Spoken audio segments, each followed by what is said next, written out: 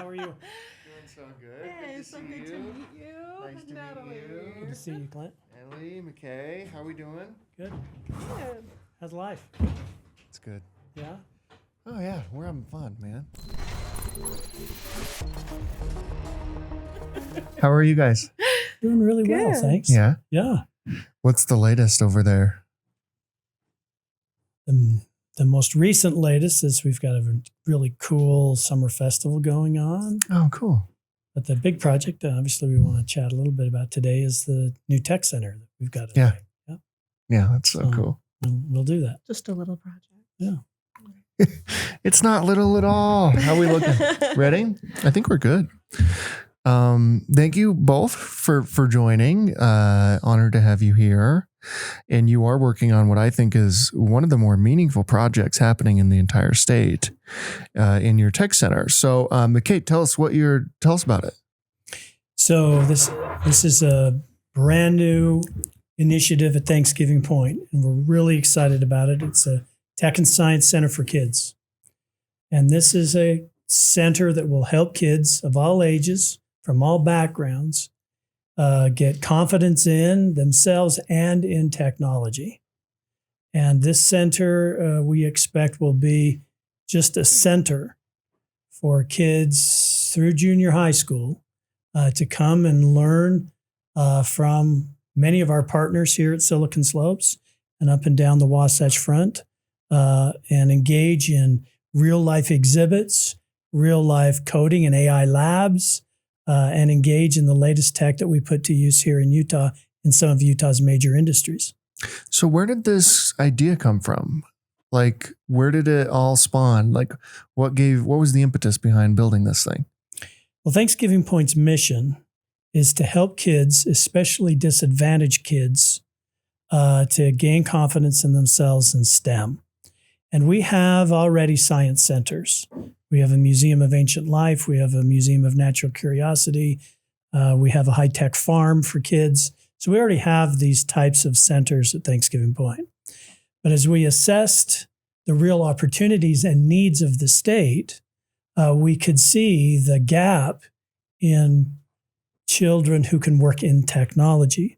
So I'll give you an interesting statistic. In Utah, 33% of kids from high-income homes will go on to work in STEM jobs. A lot of those are tech in the state of Utah. The kids from low-income homes, only 7% of them will go on to work in STEM jobs. So there's this huge gap. That number is striking, actually. It really is, isn't it? Yeah. And the problem is the STEM jobs pay on average about $110,000 a year, and non-STEM jobs in Utah pay on average about $45,000 a year. So you have this huge income gap. So not only are we not helping the kids who need it most to be able to gain confidence in technology, for example, at a young age, but they're missing out on these higher income opportunities as adults. And there's a fascinating study that's been done by the National Education Statistics Foundation. They started following groups, big cohorts of kindergartners, about 10,000 apiece. And they started in 1997. So the 97 cohort is now, in their late 20s. And they've learned several really important things. They found that kids decide very early whether they're good at math, tech, or science. By the 5th grade is what the research shows. And that is the predictor. That's the correlating statistic as to whether they will go on to work or study or work in a STEM job later in life. So you've got to get the kids early. They've got to see role models of the types of industries like tech. They've got to get excited about it. They've got to learn the vocabulary. They've got to have lots of experience. And they've got to fail a few times with the tech, right? And realize that this is something they can do. So when they hit, technology class in high school and they hear the lingo, they say, oh, I know this and I like it and I'm good at it. Right? Yep. There is this thing about access to opportunity that we have to think about here in the state of Utah, right? Like that number you said of like how many high income kids will get into tech versus low income family. And the only differentiator there is what family you were born into. That makes no sense, right? Like, so access to opportunity is a big deal. Tell us, like, is that a big part of like why you're at Thanksgiving Point, Natalie? Like, give us a sense for your take on all of this. Well, I've been in development for about 15 years, raising money for different organizations. And McKay gave me that pitch at a lunch 2 months ago. And I was sold on it. It's a problem I want to help solve. And I felt like specifically here at this time in this place, it just compelled me to come to Thanksgiving Point and want to help solve that issue. I have 10 nieces and nephews. 4 of them are autistic. There's also a component of that I feel like is relevant to science and technology. They've been coding since they were 3 or 4. So I see myself as someone that could help change that narrative and those statistics. Right. Thanksgiving Point. Any child whose parents are on WIC or SNAP benefits, which is how we determine income level, can come to Thanksgiving Point for free. So we currently have well over 100,000 of those kids participating in our daily programs in our science centers at Thanksgiving Point. So our hope is that with the new tech center, we can double that number and really impact, the 300,000 or 400,000 kids that are in that low income or poverty category here in the state of Utah and introduce them to technology. And the twofold benefit is if we could just equalize that ratio, if we take the low income kids and have them hit that 33% threshold as the high income kids, in the next 15 years, that'd bring 200,000 additional tech and STEM workers to the state of Utah. Just that they're That's there, incredible. just in the low income households. Yeah. That is incredible. Yeah. I mean, then you don't have to recruit from outside the state. You just need to grow internal talent that's just sitting there. And again, the only reason why they don't have access to the opportunity is what family they were born into, which is fascinating. A lot of it's the supplemental education too. So, higher income parents tend to give their children more supplemental opportunities to learn about science and time, probably because they have the time and resources is, most likely what's happening. But that's where we see, our facilities coming into play. What can the Silicon Slopes community do to help? Well, several things. The first is really adopt an attitude that I have a duty to my community. I was president of a large $2.5 billion company that I ran. We had 4,000 employees for 20 years. And we met often as a leadership team and said, yeah, we could take the attitude that, no, we're providing jobs, so we're doing a favor for the community. Or you could take the attitude that we use the community's resources, we use the community's labor force. So we have a duty to give back. And there's so many ways to give back, not just in financial resources, but lend your employees, help us build exhibits, lead our programs. We have a Girls Who Code program that functions right now that's outstanding. Young women come into this class and they stay there for weeks and months. And we bring in women in tech to both teach and mentor these young women. The most powerful effect is the women get to see, oh, here's a woman working in tech and I want to be like her. So Silicon Slope companies can lend their people, lend their expertise, be anxious to get involved in these types of efforts, and it will return. These kids that work right now with an Adobe, associate in those Girls Who Code classes will end up saying, I want to work for Adobe someday, right? So there are many ways, obviously resources, obviously participation, but helping us with exhibit design and install and lending your labor force. If we could come together as a Silicon Slopes community to help the young generation get excited, especially these kids from low-income households, imagine what a community we would have. Yeah, that's pretty beautiful, actually, to think about. What do you do for those? Like, what do you do for rural Utah? Like, how do you get all Utahns to Thanksgiving Point? That's an interesting challenge, right? Because it is a physical location. It is a physical location. Currently, we have our outreach efforts, which come in two forms. One, we visit every 3rd and 8th grade class in the state with the same programming I've been talking to you about. And when we open the tech center, we'll do it with technology. So we're in the rural communities throughout the year. Mm-hmm. Second, we operate 12 outreach centers. And these are centers where we go into places where there's a little lower income. And we do, during the day, homeschool and after school programs where we offer the same programming to kids. So we are doing effective outreach right now, but there needs to be more. Mm-hmm. And we don't think, by the way, Thanksgiving Point is a place.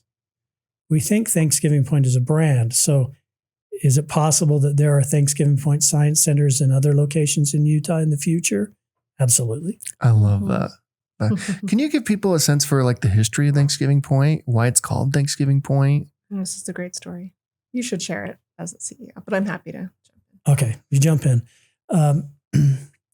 When Alan Ashton sold WordPerfect, on Valentine's Day, after that sale closed, he gave as a gift to Karen Ashton about 900 acres where Thanksgiving Point is.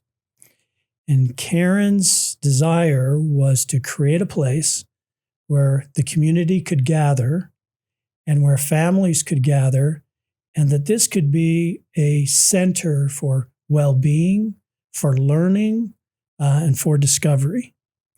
So that was way, way back in 1995. And ever since then, Thanksgiving Point's been on an upward trajectory to grow and provide those learning opportunities and gathering opportunities for the community. Most people don't know, but we just had an independent economic impact study of Thanksgiving Point. We are the 5th, number 5, most visited venue in the state of Utah. That is incredible. Yeah, we have about 3.5 or 6 million visits and about 1.4 million unique visitors every year. So 1/3 of the state of Utah walks through our doors each year. That is so cool. What I find amazing about that is, 900 acres, maybe they knew it at the time in 1995, but 900 of the most valuable acres in the next 20 years, That's incredible. And the commitment to not just turn it into a bunch of, there are a bunch of offices were there, right? Like all that stuff. But the commitment to not just turn it into like maybe the greatest real estate deal of all time, but to keep it focused on the community and a gathering place for community is phenomenal. Talk about the Ashtons. Alan Ashton's in the Silicon Slopes Hall of Fame. He's somebody that we've recognized a number of times. What he did at WordPerfect is incredible. I'm not sure that we talk about Karen enough. Karen, who had 11 children and really started the gardens based off her postpartum journey with 11 children to be a place of peace and reflection, I think, and safety. And she's an incredible leader. We just had a board meeting actually, and she's so strategic in the way she thinks about giving back to the community and being mission aligned with families, and specifically giving back to low income families. She's someone who's really driving future projects for Thanksgiving Point, not just the science and tech, but we have a few other things coming as well that we're hoping to build in the next few years. And she's vital in coming up with what's next and how does this serve the community. It's always about how is it serving the community. It's pretty incredible. And if you think about Alan and Karen, they are the model, right? Mm-hmm. Absolutely. They had a terrific exit from WordPerfect, but they did something with that exit, right? And I know them both really well. It's never been about them. Yep. It's always been about what they can do to enhance the community around them. Honestly, the way they've lived their life, the way they've given back to their community, what they've done with their wealth, what he did to grow his business and his exit strategy, the whole thing really was a Silicon Slopes model, right? Absolutely. Silicon Slopes, again, Hall of Famer, like one of the OGs of the whole community. Totally. Like, WordPerfect in the 90s was one of the 10 most important tech companies in the world. Yep. Right. Just to give you a sense, like that's how big of a deal it is. And Novell was there too. So we had 2 of the 10. It's so wild. It's crazy to think about.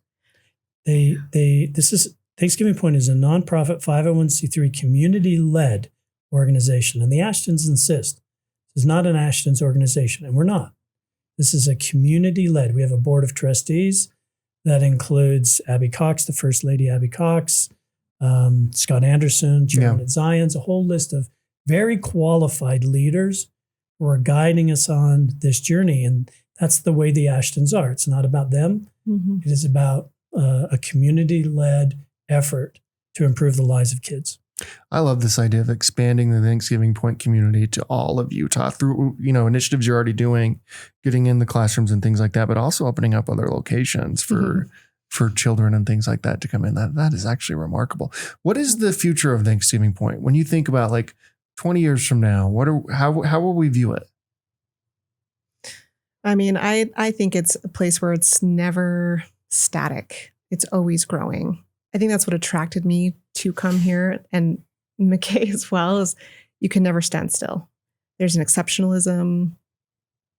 There's this, every single meeting and every conversation is around how can we be growing? How can we be changing? How can we be improving? And I see us being the premier science and tech resource for kids in the state. So just synonymous with brand recognition. We are the science and tech immersive experiences, education for kids. For example, we took every facility. We took our old farm country. It was essentially a farm for kids to come and visit, and transformed it into Curiosity Farms, which is an ag tech center. It's so cool. Really everybody cool. needs to check it out. It's like, I know. It's probably my favorite thing they do. Coming from farm. That's my favorite too. I grew up next to farm life farm, so. myself. Like, it's really cool what you guys have done there. Yeah. If you want to see how to have an indoor farm using the latest technology, and we've got the latest.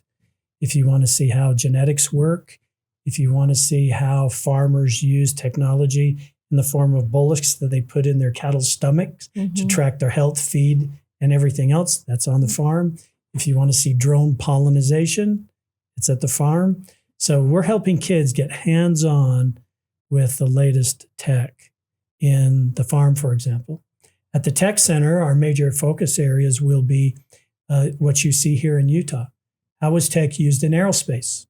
How is tech used in energy, biotech, financial technology? So in addition to the AI labs, we'll also have these fun Utah industries to show how technology is applied.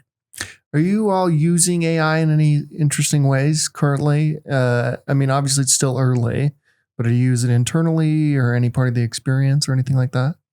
We're obviously using it in the areas that you'd expect, but the fun place that we're really finding great value is we have a huge staff that both designs and fabricates exhibits. So we're designing hands-on exhibits for every single museum or science center that we have. And this staff has been using AI for exhibit design and for creative ideas as to what type of exhibits, of how to engage children better.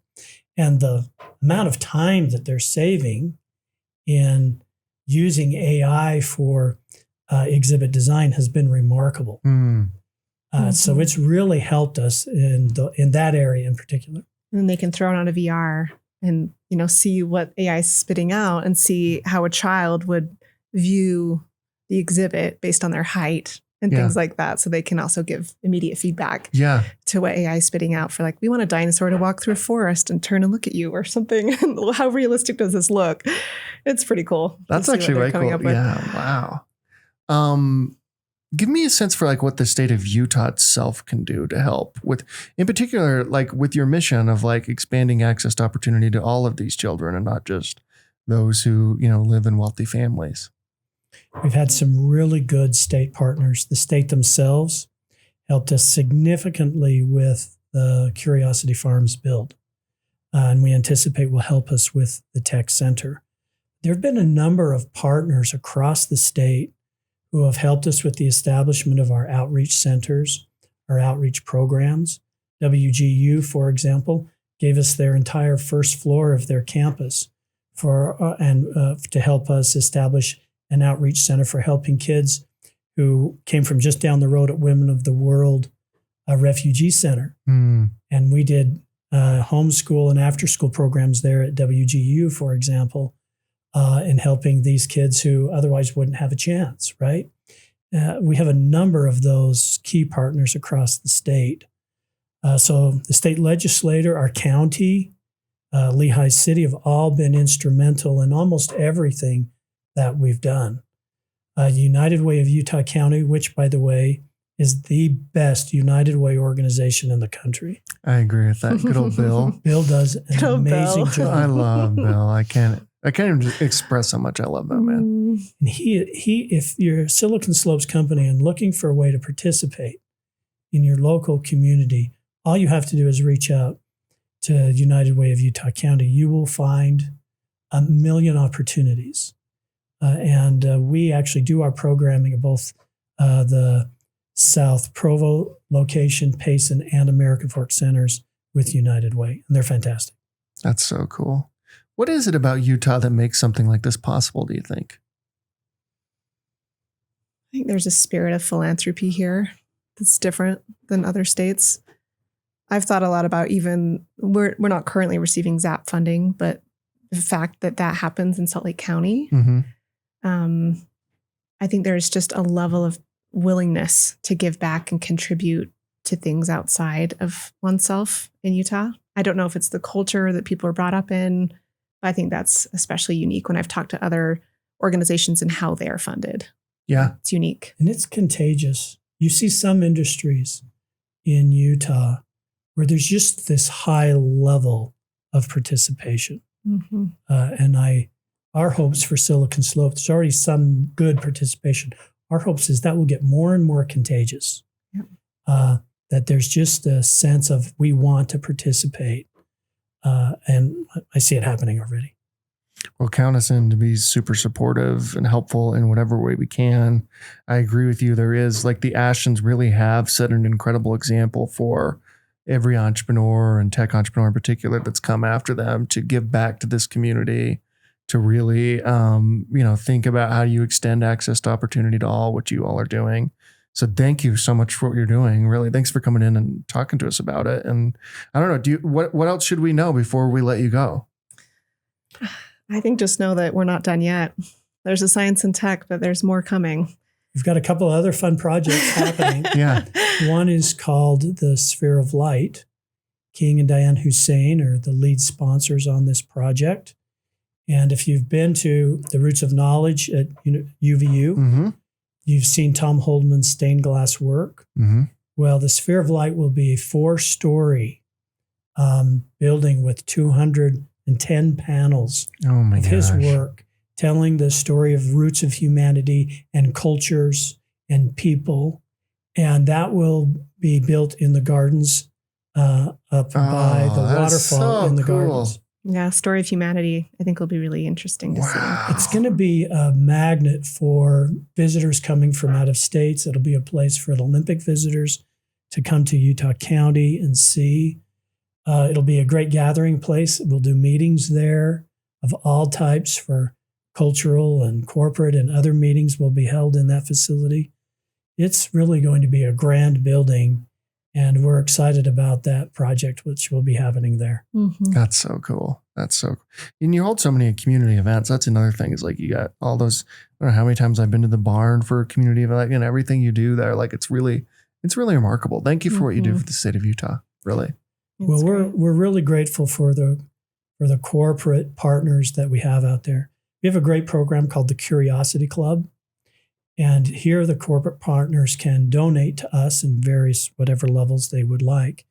In return, they get memberships for all their employees. So Adobe, for example, we have Adobe employees on our campus every single day, and they come for free, and they put it in their employee benefit lineup.